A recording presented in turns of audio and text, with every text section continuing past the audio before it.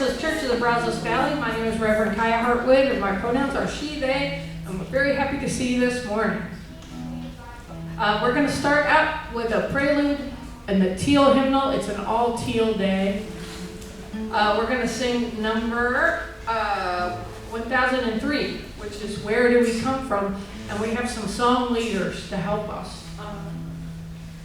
Because there's lots of parts. There's 4 parts.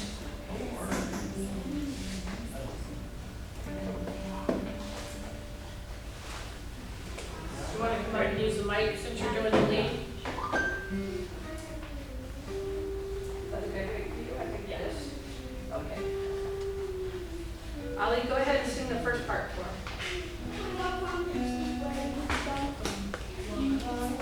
Where are we going? Where do we come from? What are we? Where are we going? Where do we come from? What are we? Where are we going? Where do we come from? What are we? Where are we going? Where do we come from? What are we? Where are we going? Where do we come from? What are we? Where are we going? Where do we come from? Okay, right on. Joe, will you teach them the second part? Yeah. All right. Part 2. Yeah, part 2. We'll start part 2 now, and then we'll go again. Go ahead and teach them part 2. So the part 2 is easy. Where do we come from? Where do we come from? Where do what are we? Where are we going? Where do what are we? Where are we going? Where do we come from? Mystery, life is a riddle and mystery. Mystery, life is a riddle and mystery. Where are we? Where are we going? Mystery, life is a riddle and mystery. Some of you guys take this part. Mystery, life is a riddle and a mystery.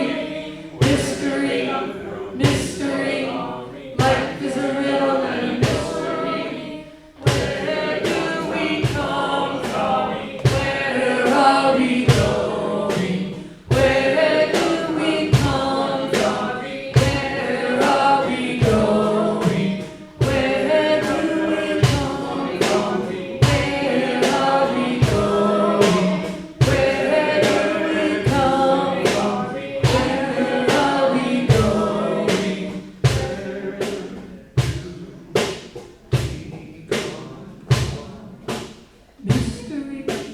Mystery, life is a riddle and a mystery. Mystery,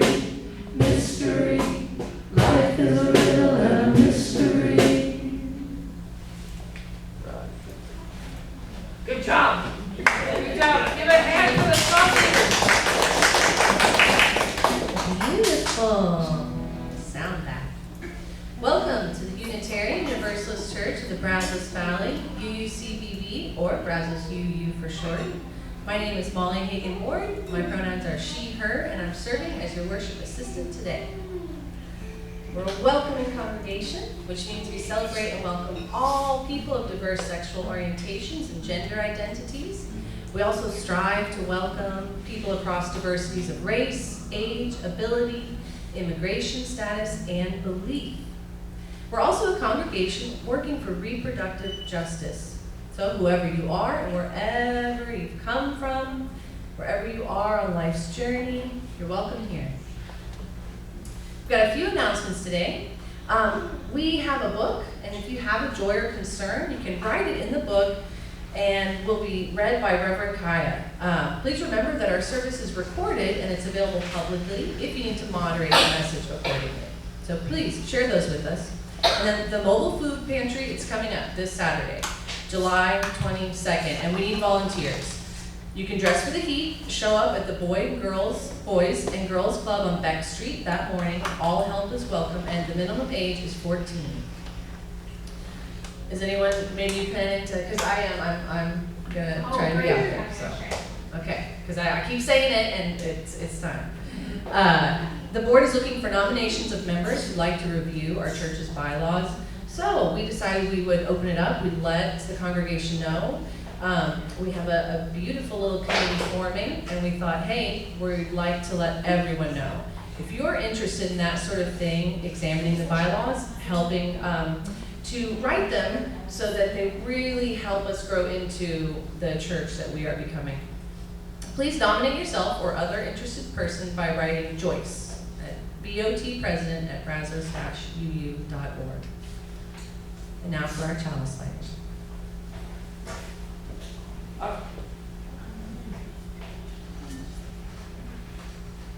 Ready?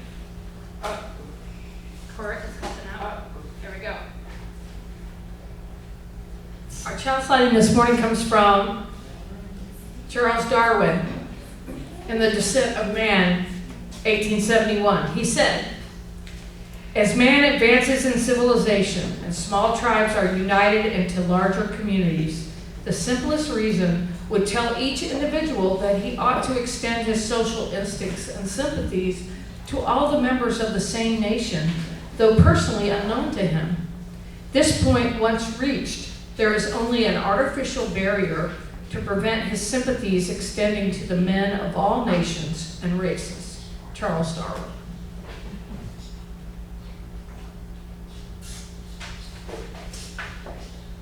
As Unitarian Universalists, we are totally into the idea that there is a spark of the divine in every person, and this is your chance to celebrate that in the room. I want you to particularly say hello to people that are younger than you and older than you. And I would like you to especially make a point to introducing yourself to people that you don't know their names.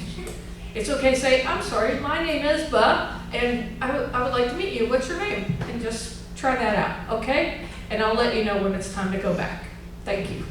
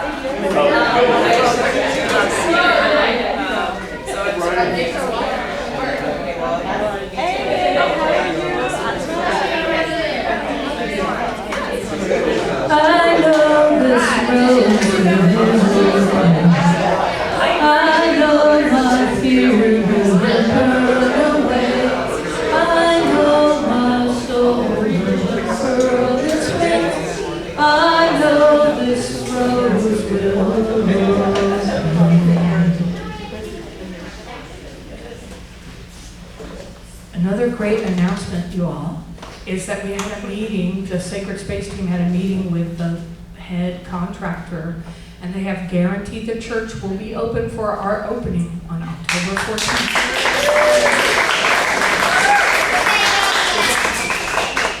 So start inviting your friends and family. We're going to serve everybody dinner. There's going to be all kinds of surprises and fun. I'm real excited. And we should have cards with the information that you can hand out to your friends in the next couple of weeks. I don't know how long the printer takes, but we'll get it to you very soon. Okay. And now's the time in our service where we share our joys and our sorrows.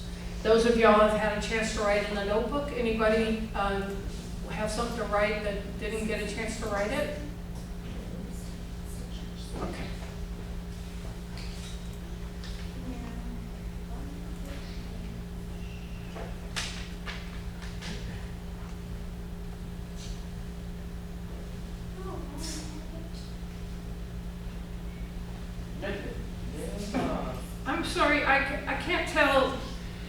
this Aaron? All right, Aaron. I can't tell that's an N or an R. Sorry. I was like, Aaron? Aaron? Is that an N? Okay, the plants and seeds we got from the church are really growing well. Awesome. Great. Are you having to water like 3 times a day? Yes, definitely. All right, well, we'll hold a moment of silence for all the joys and sorrows that are not being spoken out loud, but are held in the room.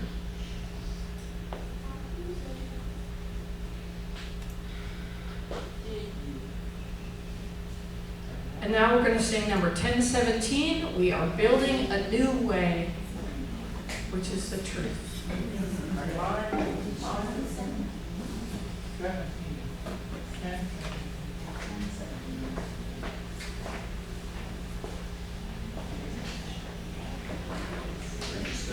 You want to get an introduction going?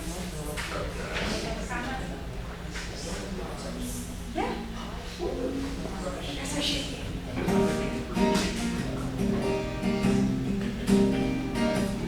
We are building a new way.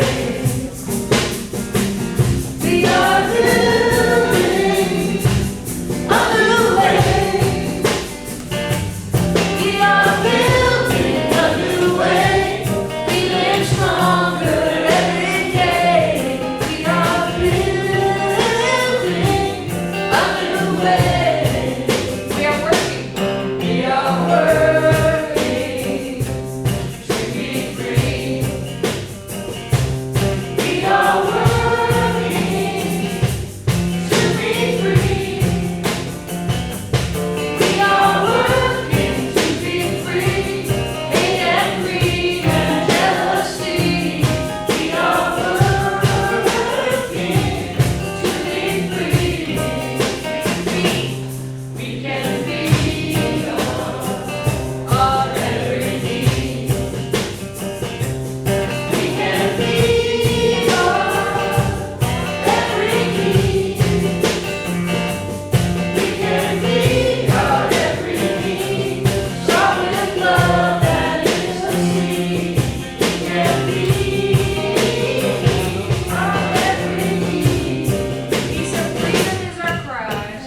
Freedom is our cry. Peace and freedom is our cry. Peace and freedom is our cry. Without Jesus, we're will die. Peace and freedom is our cry. One more time, the first voice. Sing it like you mean it. There you go. We are building a new way. We are building a new way. Feeling stronger every day. We are building a new way. Awesome. Now give it up for the band.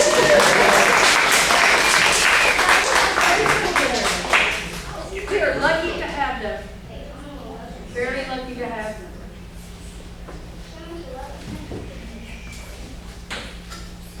So, how many of you all feel like you know what humanism is?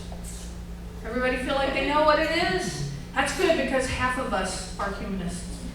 Half of Unitarian Universalists are humanists, 46%. That's a lot, right? Now, how many of y'all think that being humanist means you can't be a theist? Correct. Yes, you're able to do that. So in the history of Unitarian Universalism, we started out pretty early in the United States, right? I mean, the Unitarian Association starts like 1825, and the Universalists start even before that, 1794. And so we had an early minister in Boston. His name was Chauncey. It's Charles Chauncey, and he was watching the Great Awakening, they called it, when Whitfield and other people were preaching, and they were doing these saving people and called, altar calls and people running down there and getting saved, right? Woo! A lot like what's happening right now. Yay! Yeah. Well, Charles Chauncey was like, wait a minute, I'm from the Enlightenment and I use my brain. And I think it takes longer to understand what's required than just running down the aisle thing.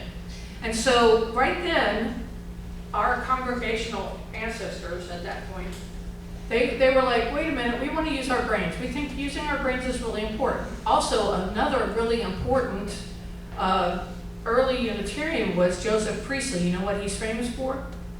You guys should know. Identify Oxygen. isolated oxygen, yes. Oxygen. It was there before. It was there before, but he actually proved it. So that people could go, oh, there's oxygen. This is what we breathe. Excellent. You know, and he was a scientist. In fact, he was a Unitarian even before he moved to America. He moved to Philadelphia. And the reason he moved there was because they burned his house down. Yeah, they didn't like him. He was a little too liberal for the people in England at that time. And so he got on a ship and they, stayed on the ship for 2 months and came to America and helped start the Unitarian Church in Philadelphia. He's important. But he was a scientist, right? Well, what do scientists believe in? Right. Facts. True. Scientific method. You all know what the scientific method is. Okay, so this is a very novel idea, and most religions do not let science and reason hang out with spirituality. We are not like that. We are all about it, all the time. And so over time, we got from Chauncey, we keep going. You get the transcendentalists in the 1840s, 1830s, and they're starting to go, hey, there's more sources. And then my favorite Theodore Parker, during the Civil War, he's like, perhaps Jesus is not divine. Perhaps we should just celebrate that he's the best of humanity. This was such a radical idea that they tried to kick him out, but he refused to go. I like him a lot. He was also a really strong abolitionist, and we should be very proud of him. But he basically had to go start a church down the road. He wasn't really a Unitarian minister for that long, but his church had 3,000 people in it, just to give you an idea. But now we're all about him. We're like, yeah, Theodore Parker. Okay. Our history is full of that. Full of it all the way. So the humanist movement really gets going about 1914 or so. We had a couple of Unitarian ministers that left their Baptist and their Reformed Lutheran church, and they became Unitarians. And one of them was named Curtis Reese, and he had been grown up a Baptist, and the other one was named John H. Dietrich. And the two of them were very involved in inventing the idea of humanism. And they wrote a thing called the Humanist Manifesto that comes out in 1932. There's been 3 of them now. The Humanist Manifesto. So let me read you something from the first one and see what you think. In place of the old attitudes involved in worship and prayer, the humanist finds religious emotions expressed in a heightened sense of a personal life and in cooperative effort to promote social well-being. The goal of humanism is a free and universal society in which people voluntarily and intelligently cooperate for the common good. Sign me up. Right? Now that's what they said in 1933, and you would have thought that they had, I don't know, like had Satan's baby or something. People were pretty freaked out. And there was a big fight in Unitarian Universalism starting right after the Civil War, where people started fighting about, is Jesus divine? Is there a God? And out west, in our part of the world, The Unitarians were a little bit more open-minded and not quite so theistically oriented. Where the old Northeast Unitarians were like, we need God in everything all the time. Even though that they had kind of rejected the whole emotional activity of the Great Awakenings. They weren't having revivals. Anybody can remember people having revivals in Unitarian Universalism in the 90s? Well, here's the thing. Here's what you need to know about Unitarian history. There's always people disagreeing. I'm shocked. Animately. And everybody's trying to convince everybody else. And sometimes people get mad and leave. We call that they got mad and quit. Lots of people. You can pretty much say, although Emerson never renounced his membership as a Unitarian minister, he quit working in churches because he felt that we were too dry and dull and not emotional enough. And we didn't use sources other than the Bible. And he wasn't into that. That's the whole transcendental thing. You know, that nature is really important. They say, they haven't done a study here recently in the last 20 years, but they say that we're about 9.5% theist, about 12% pagan or nature-based, 46% humanist. Now, what's the difference between a humanist and an atheist? Anybody know? There can be belief in God within humanism, whereas an atheist would not generally believe. They don't think it's possible. Right. They're anti, they're against it. Or I don't believe in that possibility. I need proof. And that's agnostic is another word that you may have heard. Another word that you might want to hear is called free thinker. Because you know how we're a welcoming congregation and we invite LGBTQIA2S people and we're welcoming to them? There is also such a thing for humanists called the free thinkers. And we can become a free thinker congregation if we want to. Which just lets people who are humanists, but they're out there and they're kind of anti-religion for some reason. But it lets them know that we are welcoming and that we will look forward to talking to them, or we would like to include them in our community. So that's what's going on with all that. So we got the terms all right, straightened out, pretty good? Okay. So here's some famous Unitarians, Universalists, who are also famous humanists. Are you ready?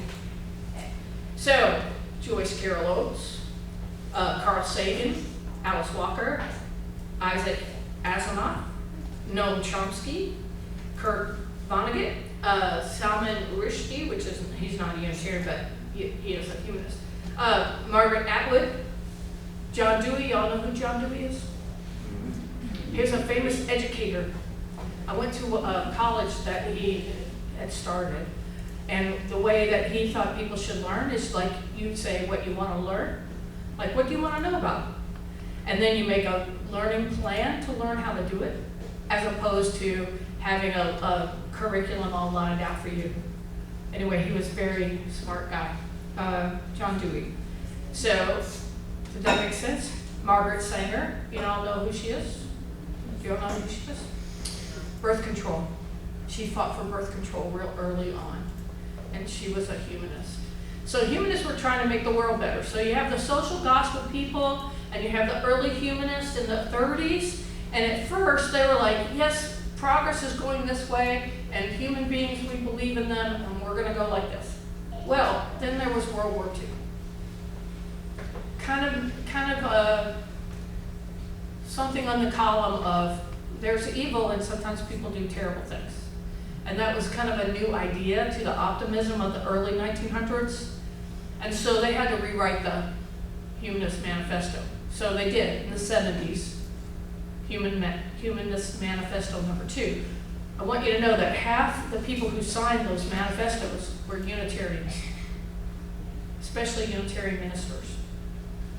Important to know. And then in 2003, they did a third one, which I particularly like. This is something from the 73 one. It says, humanism is an ethical process through which we can all move above and beyond the divisive particulars, heroic personalities, dogmatic creeds, and ritual customs of past religions and their mere negation. And we survive and prosper only in a world of shared human values. At the present juncture of history, commitment to all mankind is a human highest commitment of which we are capable. And then in the third one, they said, thus engaged in the flow of life, we aspire to this vision with the informed conviction that humanity has the ability to progress toward its highest ideals. We have the ability to progress toward our highest ideals. The responsibility for our lives and the kind of world in which we live in is ours and alone. We are the ones we are waiting for. Basically, the idea is like, you know, whether there's a God or not, I can't prove it, so I'm not going to worry about that. I'm going to worry about what I can do, and what I can do is try to make the world a better place. So that is the best view of humanism. And if you leave all of evangelical Christianity out of it, and you leave this whole idea that, you know, you're somehow a sinner or you're doing something evil, if you have a question, I would just say what the Universalists used to say, which is, God gave you a brain, you ask questions, God must want you to. Even if you believe in God, that's the best argument for that. But this subject is so thick, you all have notes everywhere. Hold on.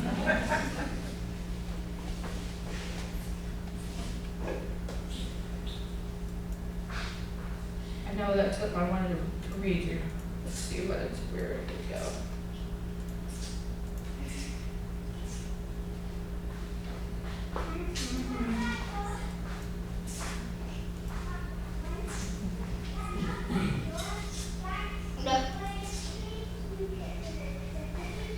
So humanism is therefore concerned largely with two issues.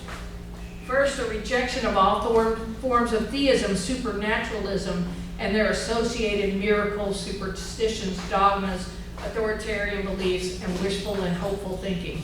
And second, the resulting necessity of creating or finding values, meaning, and ethical beliefs in a completely naturalistic universe. That means there's nothing supernatural, just the way nature works, right? By the sole use of human reason and individual inquiry. No deity will save us. We must save ourselves.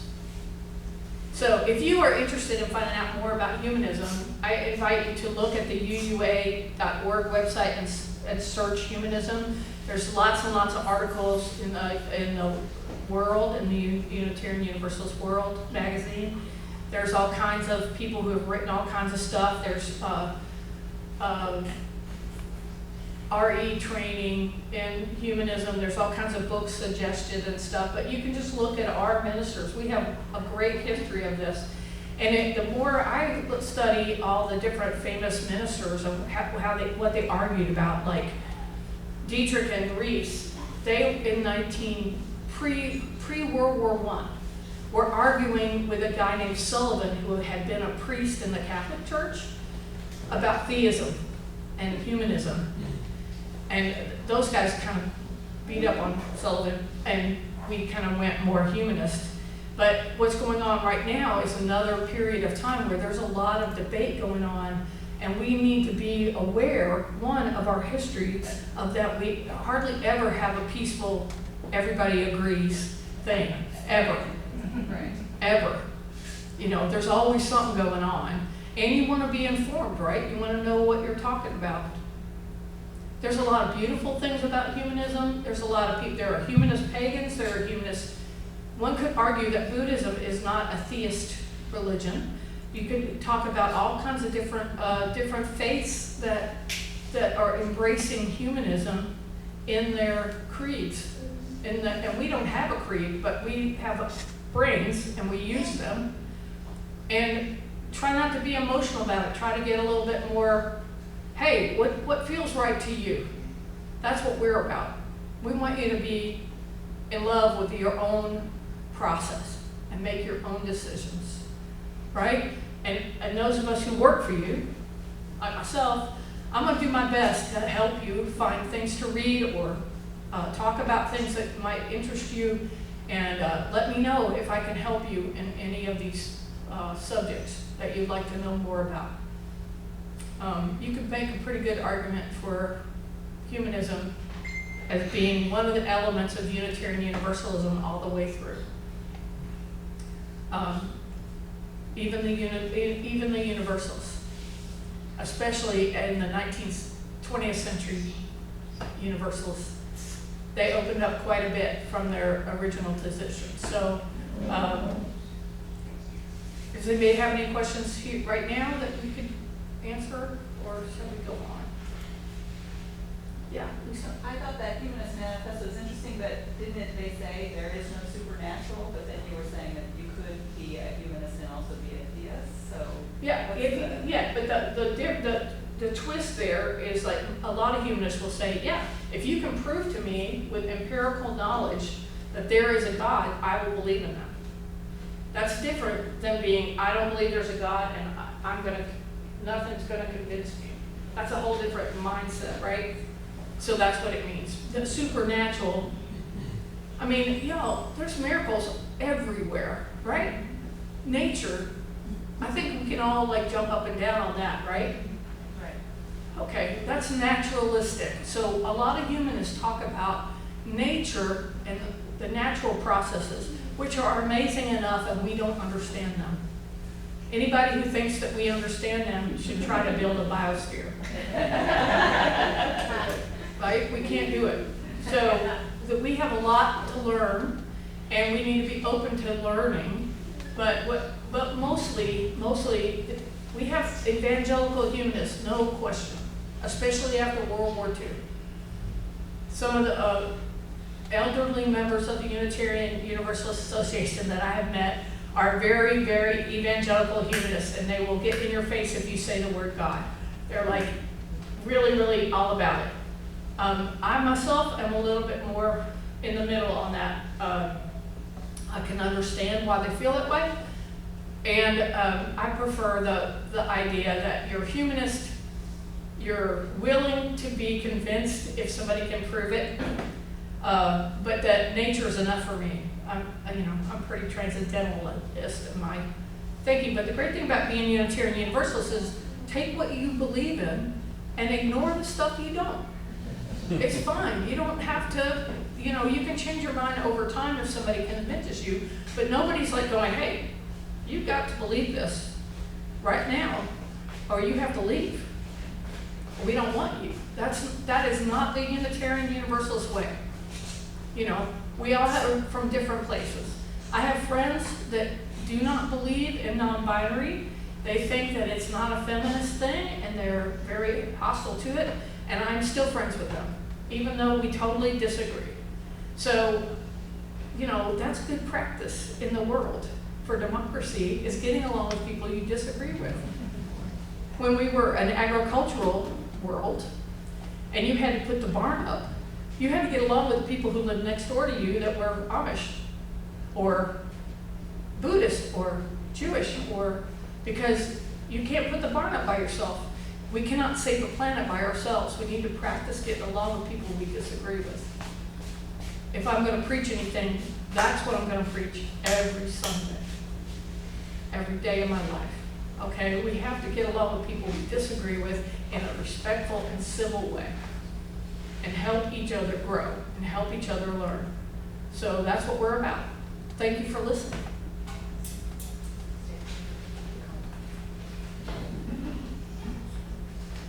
And now, we're going to sing number 1009, which is Meditation on Breathing. You all know this one?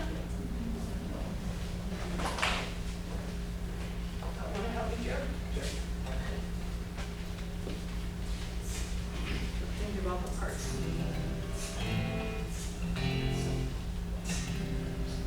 Yeah, we're going to do it off the cuff. Do you all know this one? When you breathe in,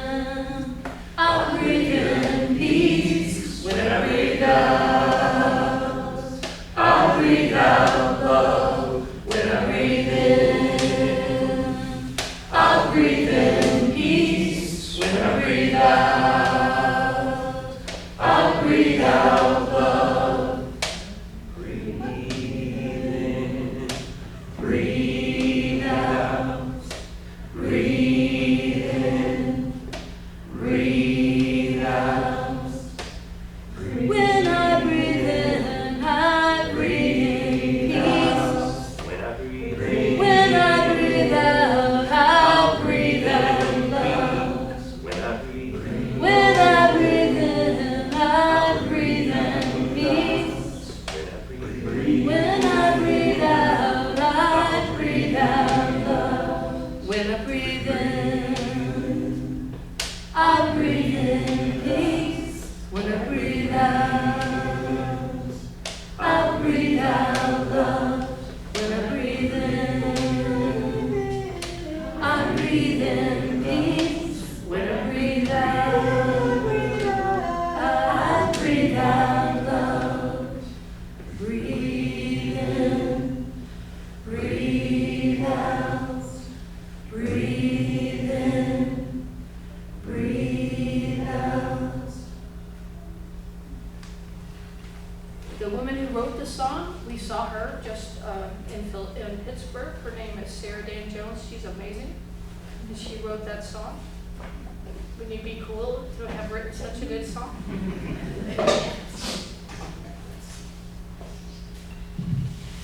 Thank you, Reverend Kiya. That was beautiful. Now let an offering be taken to sustain and strengthen this place, which is sacred to so many of us. A community of memory and of hope, for we are now the keepers of the dream. This church shares the proceeds of the offering plate donation every week to support important nonprofit organizations with which we work. Please be as generous as you can.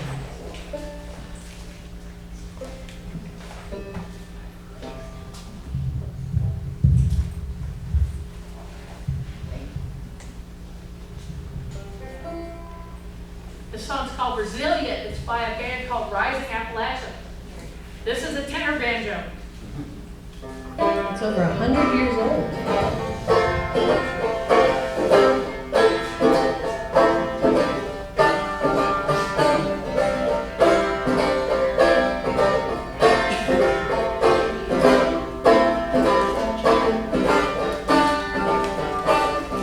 I am resilient. I trust the movement. I negate the chaos, uplift the negative. I'll show up at the table again and again and again. I'll close my mouth and learn to listen.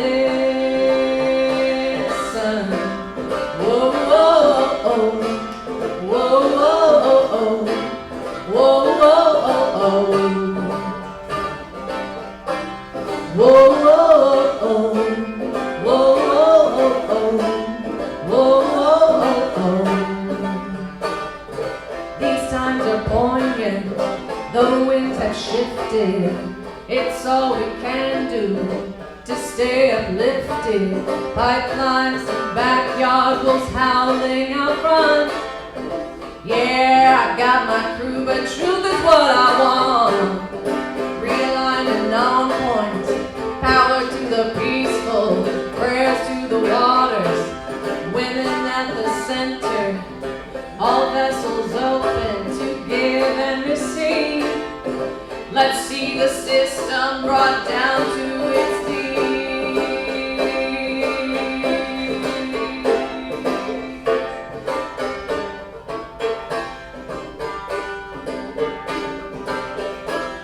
Whoa, whoa, oh. Whoa, whoa, oh, whoa, whoa, oh, Love got this part. whoa, whoa, oh, whoa, whoa, oh, whoa, whoa, oh. I'm made of thunder, I'm made of lightning, I'm made of dirt, yeah, made of the fine things. My father taught me that I'm a speck of dust and this world was made for me. So let's go try again. I've got my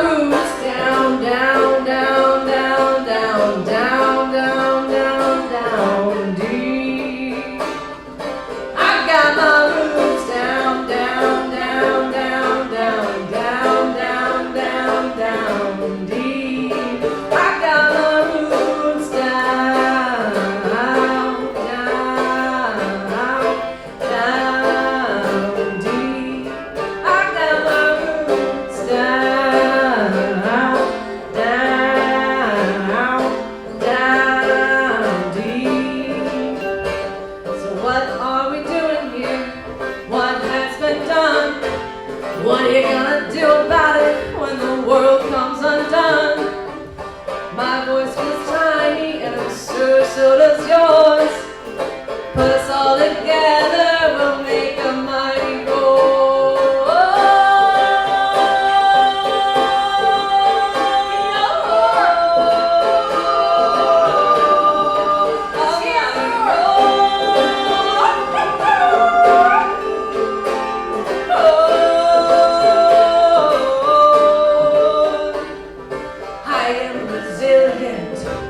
trust the movement, I negate the chaos, uplift the negative. I show up at the table again and again and again. I close my mouth and learn to listen.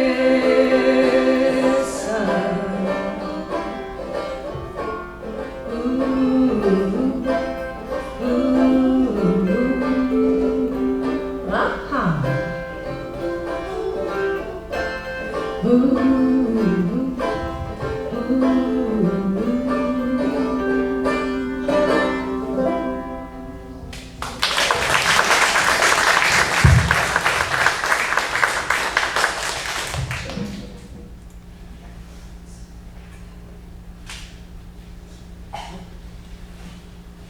We give thanks for these gifts we've given, for those we receive, and for each other. May your generosity return to you tenfold. Now, please join me in extinguishing the chalice.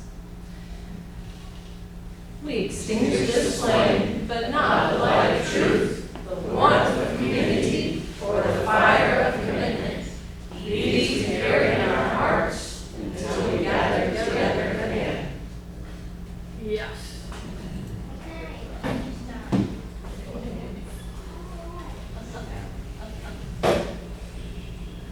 Thank y'all for coming to church. We're going to have a special guest next week because I'm going to go sing in San Francisco with Bobby McPherson. Anyway, y'all come to church and be good hosts, okay? I think you're going to have a good time. Remember the way of the wind and breathe and blow. Remember the way of the fire and sparkle and glitter and glow. Remember the way of the water and ebb and flow. Remember the way of the earth and grow. Go in peace.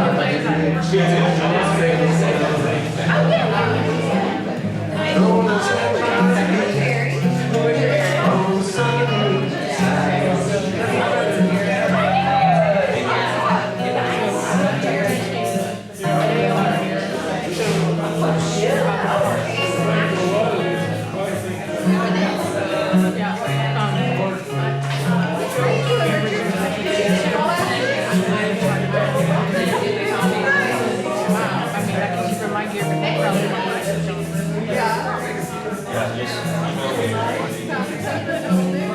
like it.